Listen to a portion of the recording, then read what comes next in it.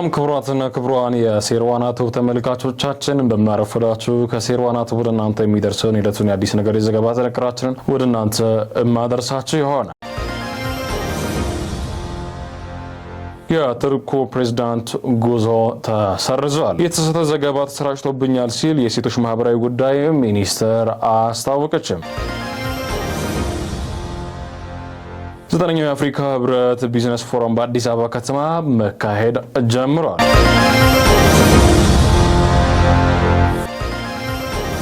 የአፍሪካ ህብረት ድክመትና ጥንካሬዎች ተብለው የሚነሱ ምን ናቸው የሚለውን በዛሬው ዕለትም የምንዳስስ ይሆናል። የሀገር መከላከያ ሚኒስቴር የምዝገባ ማስታወቂያ አውጥቷልም። እነዚህን በሰፊው ዘገባው የትንታኔያችን ወደ እናንተ ማድረስ ይሆናል። አብራችን ቆይታ አድርጎ ወደ ትንታኔው ዘገባዎች አልፈዋል።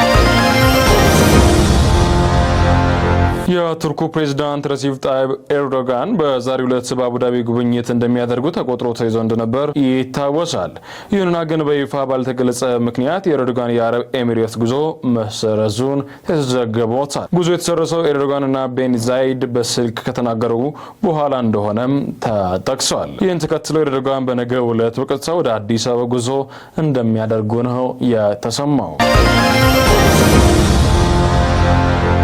ዘጠነኛው የአፍሪካ ህብረት ቢዝነስ ፎረም በአዲስ አበባ ከተማ መካሄዱን ጀምሯል። ፎረሙ የአፍሪካን መጪ ጊዜ በፋይናንስ መደገፍ ስራና ኢኖቬሽን ለዘላቂ ትራንስፎርሜሽን በሚል መሪ ሀሳብ ነው እየተካሄደ የሚገኘው። የቢዝነስ ፎረሙ ዋና ዓላማ የአፍሪካን ወጣቶች ኢኮኖሚን ለማጎልበት አስፈላጊ የሆኑ የፋይናንስ ምንጮችን፣ አጋርነቶችን እና ኢንቨስትመንቶችን ማሰብ መሆኑም ተመላክቷል። ወጣት የፈጠራ ባለሙያዎች ከባለ ሀብቶችና ከፋይናንስ አቅራቢዎች ጋር የሚያገናኝ አውደ ርዕይ የሚካሄድም ይሆናል። ለሁለት ቀናት በሚቆየው ፎረም የአፍሪካ ሀገራት መሪዎች የምክክር መድረኮችና የባለሙያ ውይይት እንደሚኖር ተጠቁመዋል። በመድረኩ ፕሬዝዳንት ታዬ አጽቀሥላሴ፣ የግሉ ዘርፍ ተዋናይ፣ የልማት ድርጅትና የፋይናንስ ተቋማት ተወካዮች ተገኝተዋል። የሳሳ ዘገባ ተሰራጭቶብኛል ሲል የሴቶች ጉዳይ ማህበራዊ ሚኒስቴር ገለጹ።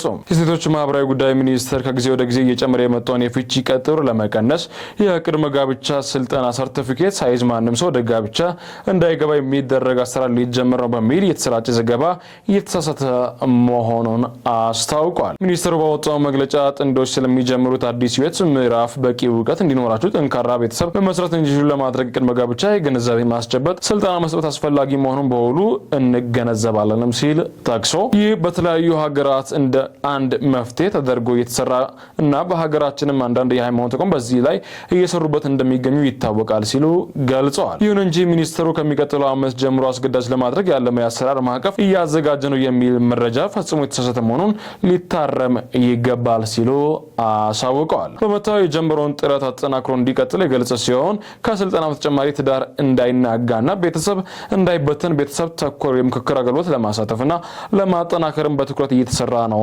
ተብሎለታል። የአፍሪካ ህብረት ድክመትና ጥንካሬዎች ተብሎ የሚነሱት ምን ናቸው የሚለውን በአሁኑ ሰዓት ደግሞ የምንዳስስ ይሆናል። የአፍሪካ ህብረት ውጤታማነት ላይ ያለው አስተያየትና የእያንዳንዱ አመለካከት ምን ይመስላል? እንግዲህ በአፍሪካ ህብረት የሚነሱ የሚሰነዘሩ ትችቶች አሉ። ከነዚህ ውስጥም አንዳንዶች ህብረቱ የመሪዎችን ገብ ነው ሲሉ ይታችሁታል። ይህ ማለትም ህብረቱ ለመደበኛ የአፍሪካ ህዝብ ጥቅም ከመቆም ይልቅ ስልጣን ላይ ያሉ መሪዎች እርስ በእርሳቸው የሚከላከሉበትና የሚደጋገፉበት ስብሰባ ሆኗል ለማለት ነው።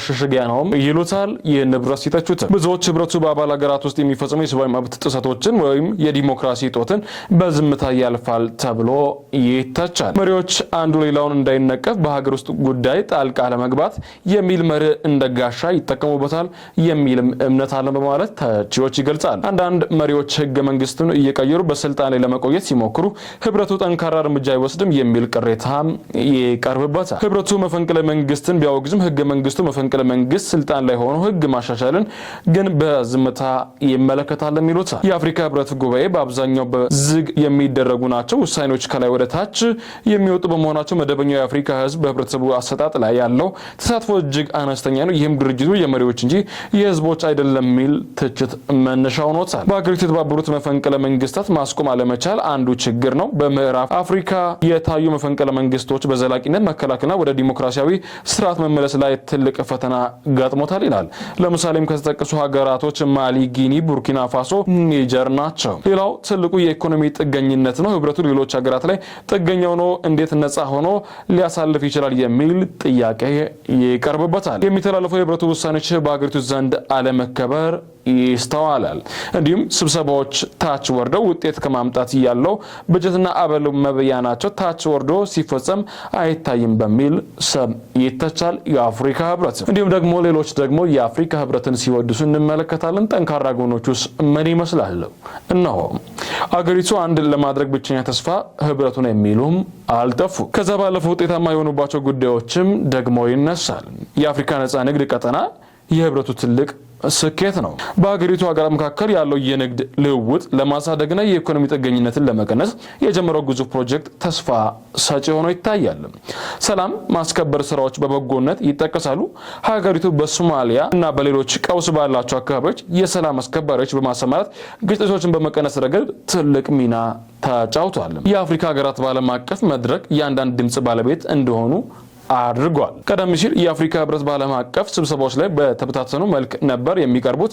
አሁን ግን የአፍሪካ ህብረት የቡድን 20 G20 ቋሚ አባል ሆነው ሀገሪቱ በዓለም ኢኮኖሚ ውሳኔዎች ላይ ቀጥተኛ ድምጽ እንዲኖራት አድርጓል።